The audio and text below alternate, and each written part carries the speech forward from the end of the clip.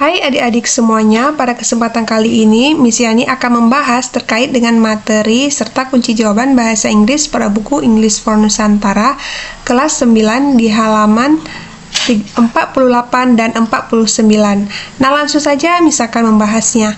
Kali ini kita akan mempelajari di bagian section 3, language focus. Jadi kita akan bahas terkait dengan fokus kebahasaan. Masih di unit 2, orang utan and gorilla. Orang utan dan gorila di unit 2. Nah, langsung saja kita baca. Nah, di bagian A ini, study the following expressions about how to define an animal. Nah, ini artinya yaitu pelajari ungkapan berikut ini tentang mendefinisikan sebuah hewan. First, we can use have or has to describe certain features that belong to an animal, for example. Nah, ini artinya, pertama kita bisa menggunakan kata have atau kata has untuk mendeskripsikan ciri-ciri tertentu yang dimiliki hewan. Misalnya, a gorilla has black fur. A gorilla has black fur, artinya gorila memiliki bulu berwarna hitam. Nah, ini menggunakan kata has. Selanjutnya, an orangutan has black eyes. An orangutan has black eyes. Ini artinya orangutan memiliki mata hitam. Orangutan memiliki mata hitam. Selanjutnya, orangutan and gorilla have long arms. Orangutan dan gorila memiliki lengan yang panjang. Nah, selanjutnya notes catatannya di sini, have follow a plural subject and has follow a singular subject. Nah, yang perlu adik-adik ingat atau perhatikan bahwa have ini diikuti oleh subjek yang jamak. Have diikuti oleh subjek yang jamak. Mana subjek yang jamak? Seperti orangutan dan gorila. Jadi ada dua subjeknya di sini, maka disebut dengan jamak. Selanjutnya, has diikuti oleh singular subjek. Kalau has ini diikuti oleh subjek yang tunggal. Selanjutnya, yang kedua, second, we use possessive adjective to express the feature of an animal. Artinya, yang kedua, kita menggunakan kata sifat posesif untuk mengungkapkan ciri-ciri hewan. Contohnya, nah, yang perlu adik-adik ketahui bahwa possessive adjective ini merupakan kata sifat yang menyatakan sebuah kepemilikan. Kata sifat yang menyatakan sebuah kepemilikan ini termasuk dalam possessive adjective. Nah, contohnya yaitu ada gorilla's fur is black. Ini artinya bulu gorila berwarna hitam. Nah, di sini coba adik-adik perhatikan ada koma di atasnya. Nanti ada penjelasannya di bawahnya. Mari kita baca kalimat kedua. Orangutans and gorilla's legs are long. Ini artinya kaki orangutan dan gorila panjang. Selanjutnya, nah, ini ada penjelasannya. In the first example, the subject is singular. Nah, yang ini, yang pertama ini, subjeknya itu tunggal, gorillas. Gorillas nih ya, gorila satu. Gorila satu, tapi ditambah komanya di atas dan s.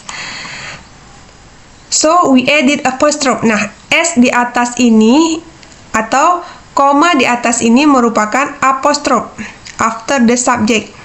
Jadi, kita tambahkan apostrophe S setelah subject.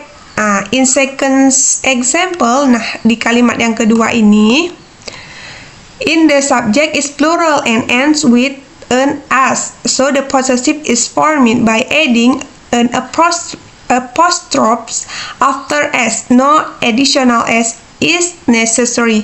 Nah, ini artinya pada contoh yang kedua, subjeknya jamak dan diakhiri huruf s sehingga posesifnya dibentuk menambahkan apostrof setelah huruf s.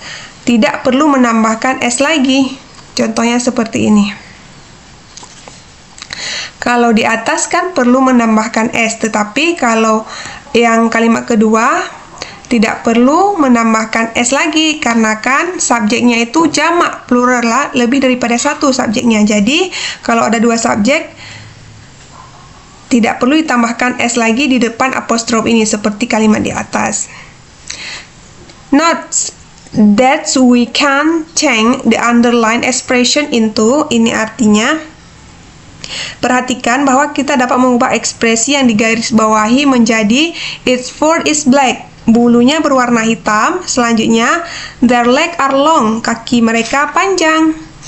Depending on the subject, possessive adjective can take different form. Look at the table. Nah, ini artinya tergantung pada subjeknya. Kata posesif dapat memiliki bentuk yang berbeda-beda. Lihat tabel berikut ini. Nah, ini tabel 1.2. Coba adik-adik perhatikan possessive adjective. Tadi sudah bahas bahwa possessive adjective itu merupakan kata sifat yang menyatakan sebuah kepemilikan. Nah, ini dia tabelnya, subjeknya seperti ini dan possessive adjective-nya seperti ini. Nah, mari kita bahas. Yang pertama, ini bacanya I, artinya saya. Kalau possessive menyatakan, kalau diubah menjadi menyatakan kata sifat yang menyatakan sebuah kepemilikan, maka menjadi my.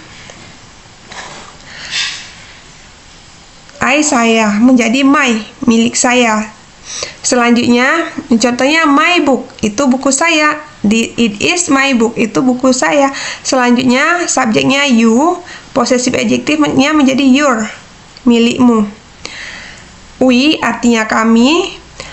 Possessive adjective-nya our, artinya kita.